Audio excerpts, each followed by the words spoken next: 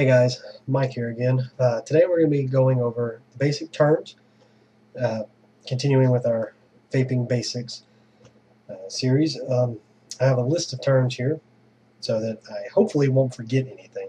There are a lot of terms, and half the time I forget most of them. Or I forget the fact that people won't be familiar with them because I'm just so used to them. I read a message board or a forum and I see the term, and to me it's just obvious. Now, there are a lot of them, so this may run long. It may end up being split into two parts. I won't know that until we actually start doing it. So, first up, we're going to start with batteries. An electronic cigarette or a personal vaporizer. I'm going to try to start using personal vaporizer, but it's going to be tricky. Personal vaporizers are essentially electronic devices. So in order for them to work, you have to have batteries. Now this here is a standard 510 battery. As you can see, let's move it over here. It's got a little button right there. Now that button, when you press it, activates the battery. There's another kind of battery, which I don't have on me at the moment, but it's called an automatic. With an automatic, all you have to do is take a drag, and it will activate the battery. Manual batteries, because of that button, give you more control over the actual battery power you're putting out. And a manual battery has a little sensor inside of it, so that anytime that sensor is activated, the battery activates. And that can be a bad thing because if wind hits it, a strong gust of wind or even loud noises or vibrations can set that battery off. And that's not a good thing because it's going to drain your batteries very fast. Most, maybe not all, but most vapors out there will recommend the manual battery so that you have all the control you need on keeping them going and saving your battery power. There are multiple kinds of batteries. It does not matter what kind of device you use. They're pretty much all going to be the same. It's pretty much going to be a cylindrical battery style with a single switch on it. Here is a standard 510, as we already showed, and this is a bigger one. As you can see, it's a little bit thicker around. It lasts longer. This is an Ego battery. You could get these called the Joy Ego, the Janty Ego, the Riva, or even the Hello 16, although the Hello 16's Ego or battery is much longer. These style batteries are the ones I prefer, and these are the ones I use for my personal day-to-day. They last a lot longer than your standard 510. These standard 510s, depending on how much you vape, these will last you maybe 2 to 3 hours if you're a heavy vapor. If you're more of a moderate vapor, it can last you 4 or 5 hours, at least during a work day, maybe not during a weekend.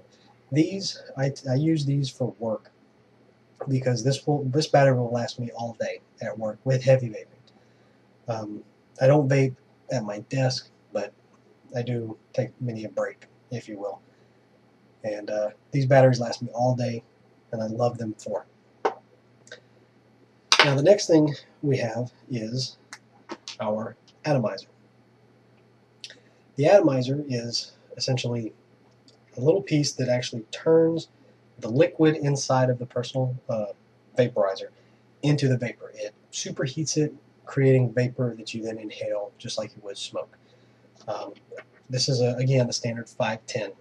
We're just covering the basics right now. We're not going to talk about the different models at the moment. We're going to get into those later on. But for the atomizer, all you need to know is basically inside here there is a coil that and a bridge. It looks kind of like a little, I guess, loop, if you will, a little arch. And it's got a wire mesh around it. I mean, I can try to get in close, but I doubt you'll be able to see anything. Well, maybe. If you see, you can kind of see that bridge in there. This particular style atomizer is what they call a True Joy atomizer. It basically has a wire mesh around the side of it as well, and that's supposed to, I believe, help collect the fluid and help it to wick, because where you have that little arch, up under it, right in here, you have this material that's called the wicking material that actually absorbs the juice and draws it in and allows the atomizer, the heated coil, to actually turn it into vapor. Now, like I said, every style atomizer can be a little bit different, but for the most part, it's basically a coil, and on the other side you have your threads. So your threads simply screw into your battery, if I can get it in there, and you just tighten it on, and then when you activate the battery, you're going to activate your atomizer. So if we get close, you can probably hear it. You might not be able to see anything right now. You see that vapor coming out. There's a little bit of juice left in there. Now these things will get hot if you're just doing a dry burn like that. Not something that's recommended, but that's your basic atomizer. Let me actually take that off. Next up, we're going to talk about adapters. Now this is a This is a 510 to 901 adapter. What that means is we can use this on a 510 battery, just screw it in there, just like we did with our atomizer. And then we can put a 901 atomizer on the end, which I don't have right here at the moment because I just got the 510s. But this would allow a 901 atomizer to screw on. So even if you have a separate style atomizer based on your battery and they don't match up, you can use these adapters to sync them up. Now, the one thing to remember is this is, like I said, a 510 to 901. That is not a 901 to 510. The battery threads are used for the battery. The other side threads are used for the atomizer. This will not work trying to put a 510 atomizer on here. There's no way for that to connect. And if you put it here, it's not the appropriate size. It just won't go together. So just because you have this doesn't mean you can use 510 atomizers on 901s and 901 atomizers on 510s. You would need a 901 to 510 to do the opposite of what we can do here. Looks like we might end up with 2 videos. We're already pushing 7 minutes. Okay, next up we have the actual material or the actual storage device for the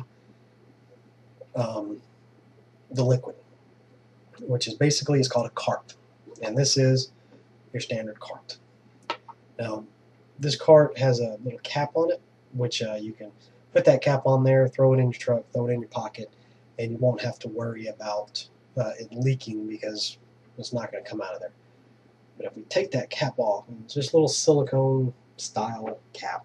If we take that off, we can see that down in there, there's basically a material. It's basically a synthetic polyfill. It's kind of like a synthetic cotton base. And essentially, you just take your juice and you just pour it in there, and that polyfill will absorb it.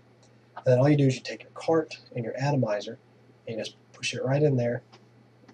And then with the whole thing attached to your battery, you now have a personal vaporizer ready to go.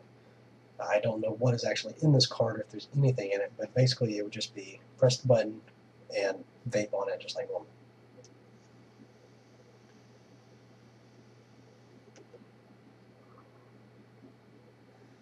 The lighting in this room is not that great, so you probably won't see a whole lot of vapor from me whenever I do demonstrate these. Again, this is not a review process. I'm not trying to show you how much vapor produces. We're just talking about the basic terms right now. So again, all you do is push that that battery switch to activate it, and you get your vape.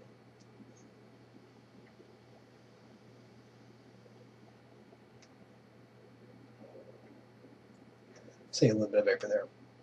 I mean, to me, it's a pretty good bit. You just can't see it all as good as it really is. So that's your standard Joy 510. Let's see, we'll go one more. When it comes to your carts, you have basically 2 separate styles, but pretty much they're all going to be the same. They're either going to be a rounded tip to put in your mouth. It's just round like the butt of a cigarette. Or you're going to get a whistle tip, and it's going to be a little bit harder to see that. Let's see, right there. Whistle tip, think more like a Black and Mild style cigar tip. I like these because they have the little clip right here. I won't say clip, little lift right there at the end. They kind of come back out, so I can put in my teeth, and as it comes down, it hits my teeth, so I can leave it in my mouth and let it hang. It'll show it with the battery. You let it hang, and it's not going to come out, and I don't have to like bite down real hard on it.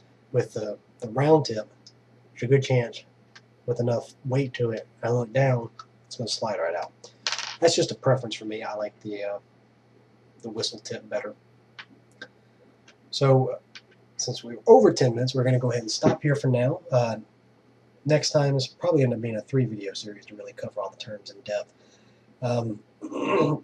Next time we'll get to some more terms, and eventually we'll get to the actual hardware and the different styles of personal vaporizers. So until next time, please remember, support your right to vape.